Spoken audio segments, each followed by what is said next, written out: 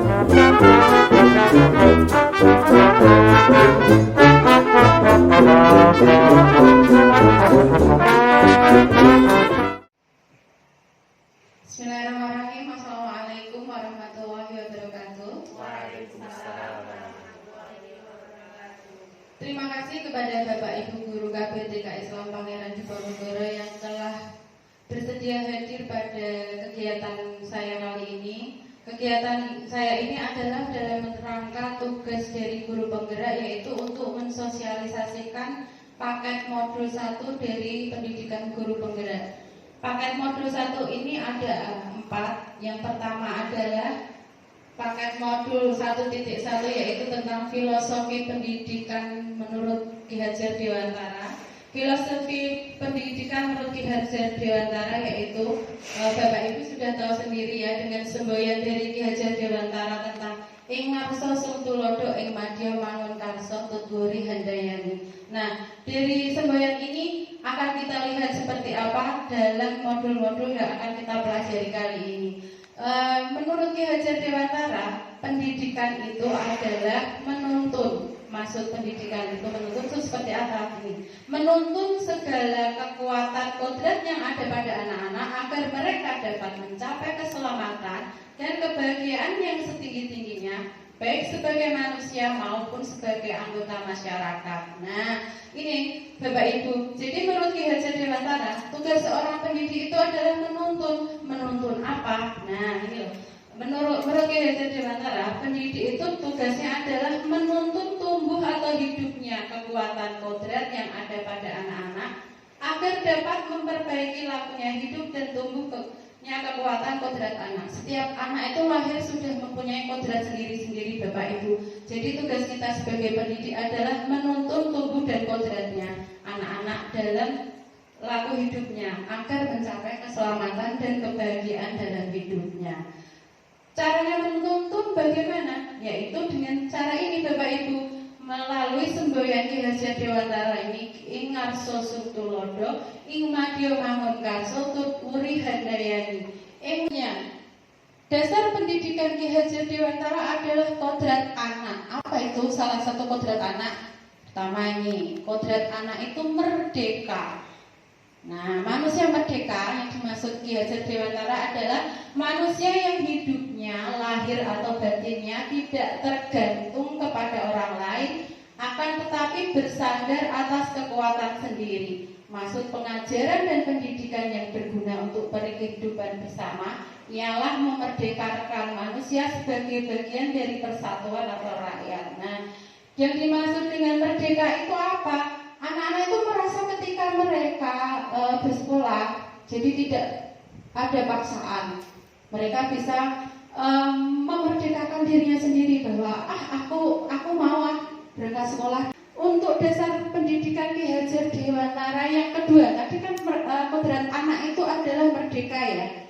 Selanjutnya kodrat anak yang kedua yaitu adalah bermain. Tahu sendiri ya, mungkin sudah dengar ya, bermain sambil belajar, belajar sambil bermain. Nah, itu karena memang menurut Ki Hajar Dewantara, pendidikan anak, kodrat anak itu adalah dengan bermain. Nah, bermain itu bisa menciptakan berbagai macam loh, dari segala pikiran, perasaan, kemauan, tenaga, itu terbentuk cipta rasa karsa karya. Nah, jadi semuanya Kak Bapak Ibu tahu sendiri. Kita itu kan di sini biasanya kalau di sekolah memang bermain sambil belajar. Karena dengan bermain sambil belajar itu anak semuanya itu akan terbentuk dari pikirannya, dari tenaganya, dari ini kemauannya, semuanya itu terbentuk. Makanya dipakailah kodrat anak bermain ini oleh Ki Hajar Dewantara untuk menjadikan pembelajaran di sekolah. Cara bermainnya itu bermacam-macam. Contohnya ini, daerah sendiri. Ini adalah congklak atau dapan ya. Ini menimbulkan ini loh, dia akan nanti tumbuhnya itu ke kognitifnya, ke matematikanya, dan anak-anak akan pintar strategi.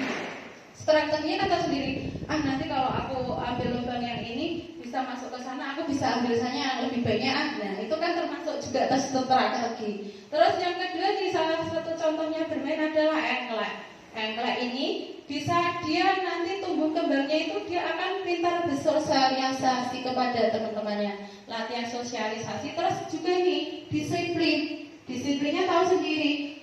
Kan di sini nanti kan permainan kan gantian ya, bisa lewat pingsut atau pimpal ya. Anak-anak kan dengan memberikan kesempatan kepada temannya yang duluan, dia akan latihan disiplin. Nah, aku nanti karena aku belum urutannya kan pakai itu home pimpal atau sweet itu. Selanjutnya pendidikan Ki Hajar Dewantara yang ketiga, pendidikan itu berpihak kepada anak, bebas dari segala ikatan, dengan suci hati mendekati sang anak, bukan untuk meminta sesuatu hak, melainkan untuk berhamba kepada sang anak. Yang ini adalah maksudnya bahwa ketika mendidik anak-anak itu kita harus benar-benar dengan tulus ikhlas. Pendidikan Ki Hajar Dewantara yaitu bukan tabula rasa. Apa maksudnya tabula rasa ini? Anak bukan kertas kosong Bapak Ibu. Jadi ketika mereka lahir, mereka itu sudah samar-samar. Oh nanti lo kodratmu akan menjadi seperti ini. Dasar pendidikan Ki Hajar Dewantara yang selanjutnya adalah budi pekerti. Dari budi pekerti ini loh, budi pekerti watak karakter adalah bersatunya perpaduan harmonis antara gerak pikiran perasaan dan kehendak atau kemauan sehingga menimbulkan tenaga dan semangat. Nah ini tadi bisa didapat dari tadi bermain Bapak Ibu. Nah dari bermain loh, pikiran, perasaan, kehendak, kemauan yang tadi anak-anak bermain itu akan menciptakan budi dan tenaga yang dipakai anak-anak untuk bermain ini akan menciptakan pekerti.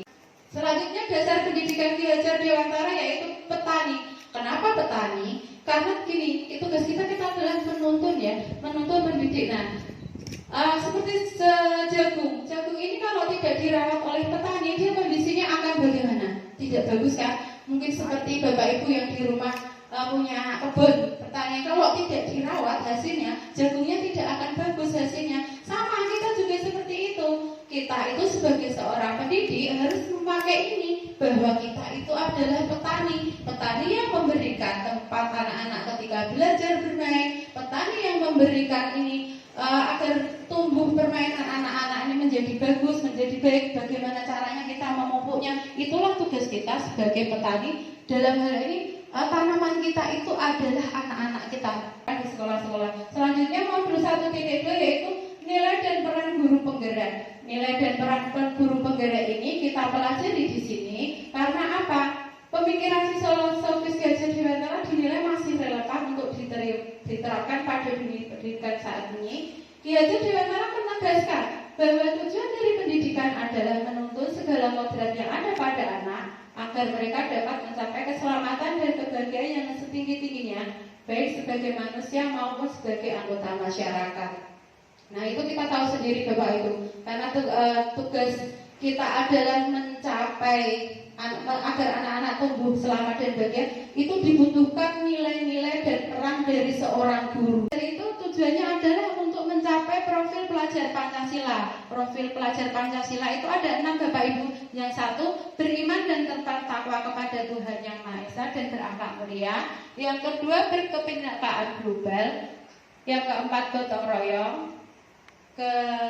Yang ketiga, gotong royong. Keempat, kreatif. Kelima, bernalar kritis. Dan keenam adalah mandiri. Ini adalah profil pelajar Pancasila. Nah, tugas kita sebagai seorang guru adalah mendukung dari perwujudan profil pelajar Pancasila itu. Jadi sekali lagi. Nah, makanya itu kita adalah harus tahu tentang nilai-nilai dan peran guru. Dalam hal ini adalah nilai-nilai dan peran guru untuk menggerakkan pelajarnya menjadi berprofil pelajar Pancasila. Ada beberapa nilai dan peran guru penggerak. Yang satu adalah ini. Nah, ini adalah peran nilai-nilai guru penggerak. Ini harus dimiliki semua, nggak hanya guru penggerak loh ya. Kita semuanya sebenarnya adalah guru-guru yang menggerakkan muridnya. Jadi nggak ada, oh itu loh guru itu dia calon penggerak, dia yang harus menggerakkan muridnya. Oh itu loh tugasnya guru itu bukan Bapak itu. Karena Bapak Ibu sudah menjadi pendidik, itulah Bapak itu harus bertugas kepada murid untuk menggerakkan murid-muridnya menjadi profil pelajar Pancasila yang tadi itu berakhlak mulia, berkebinekaan global, mandiri, kreatif. Nah, caranya seperti ini, mandiri ini nilai penggerak mandiri, reflektif, kolaboratif, inovatif, berpihak pada murid. Ini dinilai dipunyai oleh semua guru-guru yang ada di sini. Mandiri itu apa? Mau belajar sendiri loh. Bapak Ibu guru pernah kan membaca di buku atau Google, nggak perlu disuruh sama yang saya disuruh kepala sekolah mau belajar, enggak kan? Itu kalau Bapak Ibu memang belajar karena keinginan sendiri, itu Bapak Ibu sudah termasuk menjadi guru yang bernilai guru penggerak, yaitu mandiri ini tadi, reflektif seperti ini. Oh, bu guru yang itu loh, bu guru itu kok pinter aku mau juga belajar seperti dia, tapi aku mau belajar ini, itu termasuk reflektif. Dia belajar dari pengalaman orang lain, itu termasuk reflektif. Saya tahu Bapak Ibu di sini semuanya adalah bernilai guru penggerak semua. Jadi nggak yang yang diterima aja yang guru-guru penggerak, bukan. Ini semuanya ada di Bapak Ibu. Kolaboratif itu termasuknya kita kalau membuat pembelajaran itu kita kan kerjasama ya. Itu termasuk kita kolaboratif. Ada sini peran guru penggerak. Ya, itu ada 5 juga, menjadi pemimpin pembelajaran. Saya tahu Bapak Ibu di sini sudah menjadi pemimpin pembelajaran semua untuk di kelas masing-masing ya. Nah, terus yang kedua menggerakkan komunitas praktisi. Nah, ini yang harus kita banyak pelajari. Nah, terus menjadi coach bagi guru lain. Contohnya itu kalau ada yang aku bisa ini, itu kita harus mau mengajarkan kepada guru-guru yang belum bisa. Itu termasuk menjadi coach bagi guru lain. Yang keempat, mendorong kolaborasi antar guru. Jadi, ayo yuk kita kerja kelompok yuk mengerjakan ini. Nah, itu adalah mendorong kolaborasi. Yang kelima adalah mewujudkan kepemimpinan murid. Nah, ini adalah benar-benar peran kita ketika kita mendidik anak-anak yang kita didik itu harus ini. Kita berikan motivasi kepada anak-anak agar mereka ketika di kelas kita ada jiwa kepemimpinannya itu muncul. Itu yang paling dibutuhkan untuk anak-anak saya ini. Selanjutnya akan saya lanjutkan ke modul 1.3 yaitu visi guru penggerak. Visi guru penggerak ini apa Bapak Ibu? Visi guru penggerak adalah seorang guru harus mempunyai jiwa untuk membuat sebuah visi, yaitu visinya adalah untuk sekolahnya dia harus mempunyai prakasa perubahan yang bisa meningkatkan kualitas layanan pendidikan di sekolah sehingga menjadi sekolahannya itu berpihak pada murid. Jadi kalau misalkan Bapak Ibu sebagai seorang guru harus mempunyai visiku di sekolah itu apa? Nah, kalau visinya di sekolah itu harus menjadi layanan pendidikan yang berpihak pada murid, karena dengan menjadi layanan pendidikan yang berpihak pada murid, anak-anak tadi akan mencapai well-being pendidikan dunia abad 21 saat ini, well-being murid.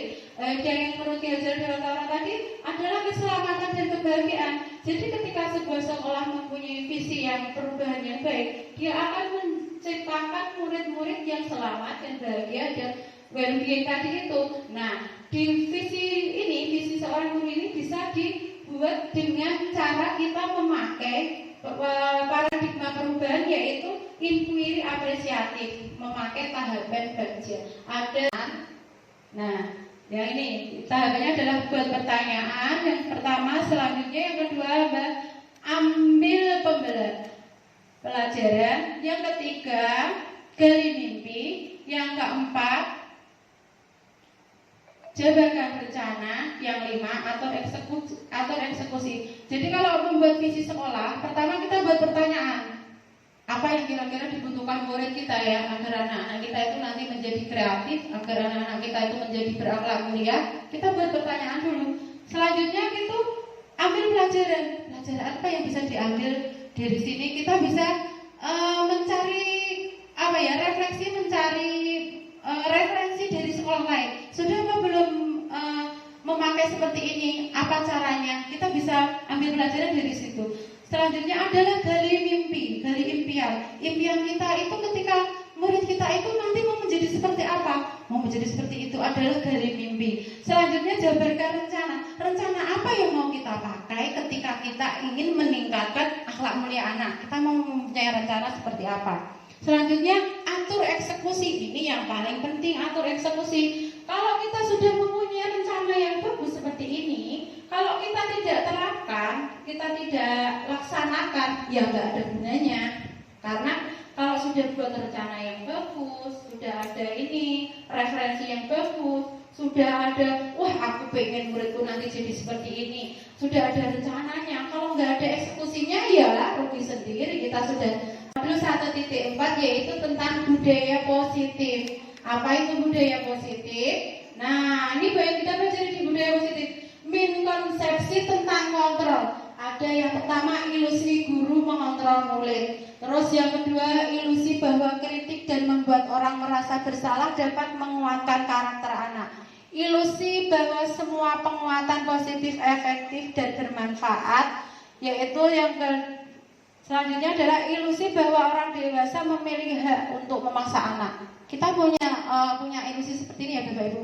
Kalau kita mengingatkan anak-anak, misalkan, ayo dek, kamu harus sekolah, kamu harus ini, kamu harus itu. Kita tahunya bahwa itu tuh konsepsi anak-anak. Dengan kita seperti itu anak-anak akan menjadi baik. Tentu, karena ini orang dewasa itu kan memaksa anak. Padahal anak kita nggak tahu anak-anak itu seperti apa keinginannya.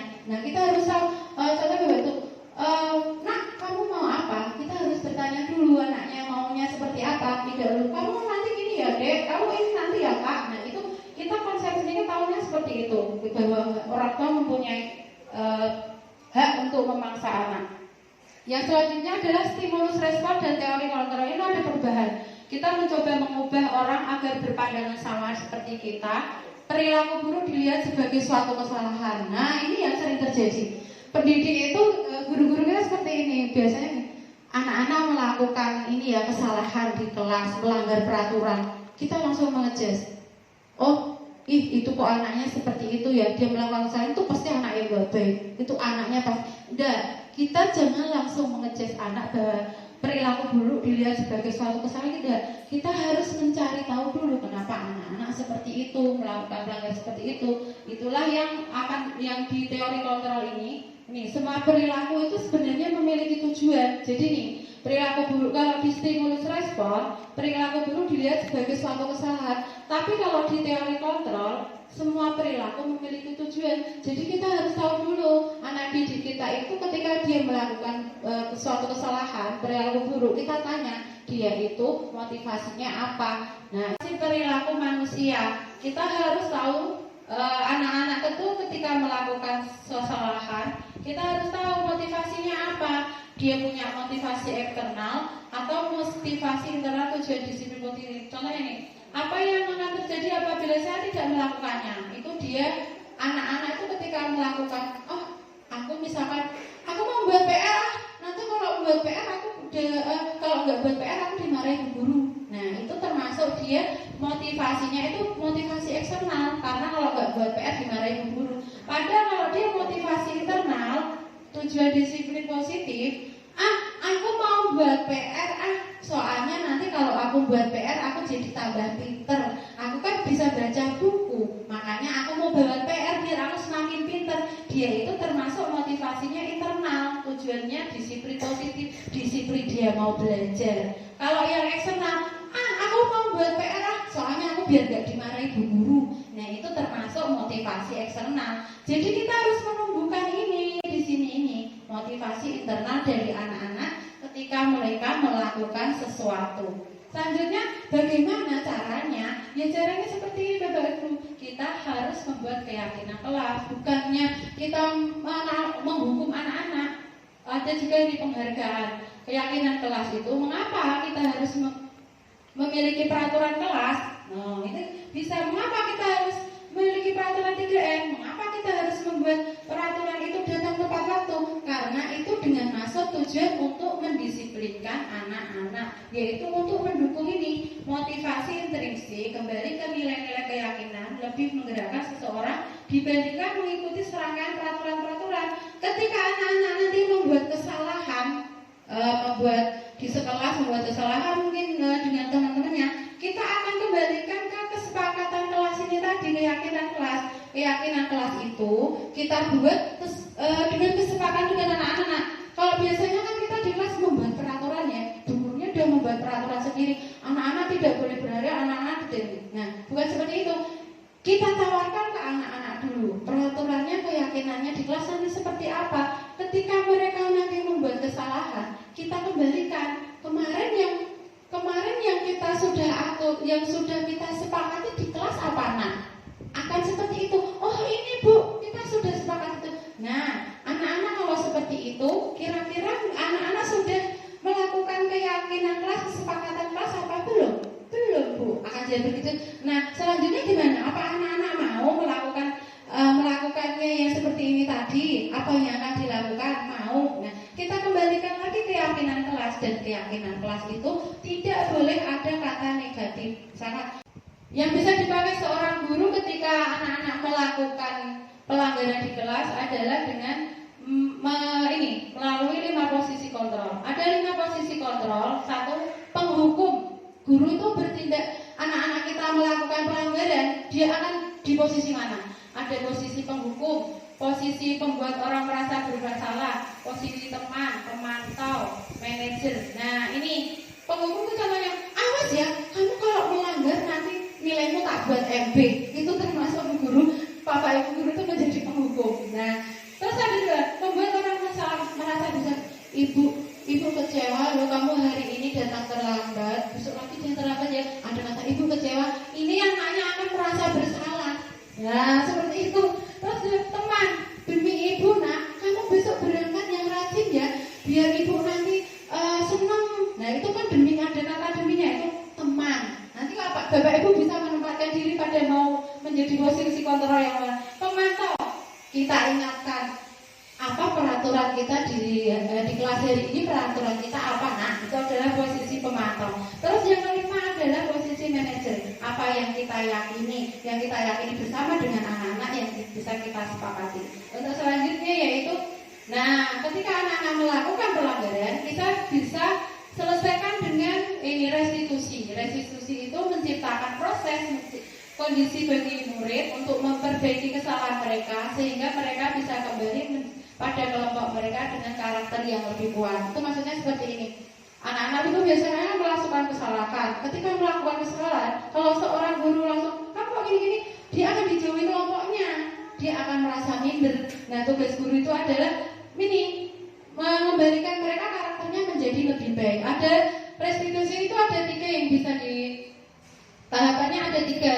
Nah, tahapan restitusi itu ada 3, yaitu 1, validasi tindakan yang salah. Yang kedua, menanyakan keyakinan. Ketiga, menstabilkan identitas. Nanti ini kita bisa melakukan, ketika anak-anak melakukan pelanggaran, kita bisa memakai tahapan dari segitiga restitusi ini, yaitu menanyakan keyakinan kelasnya. Peraturan di kelas hari ini apa? Nah, kita sudah. Nah, dan setelah menstabilkan identitas. Menstabilkan identitas itu seperti ini contohnya. Kamu hari ini tidak berangkat sekolah ya, kamu bolos. Nah, enggak apa-apa, kamu bolos hari ini. Dulu ibu itu sebelum menjadi bu guru, waktu masih SD, dulu ibu juga pernah bolos sih. Sama kayak kamu, itu juga menstabilkan identitas termasuknya. Jadi tidak mengejek anak. Kita tanya, terus waktu ibu dulu bolos itu karena ini. Nah, kamu hari ini bolos karena apa? Itu ada tanya anak. Jadi anak-anak itu identitas, oh ternyata guruku juga udah pernah bolos. Nah, seperti itu.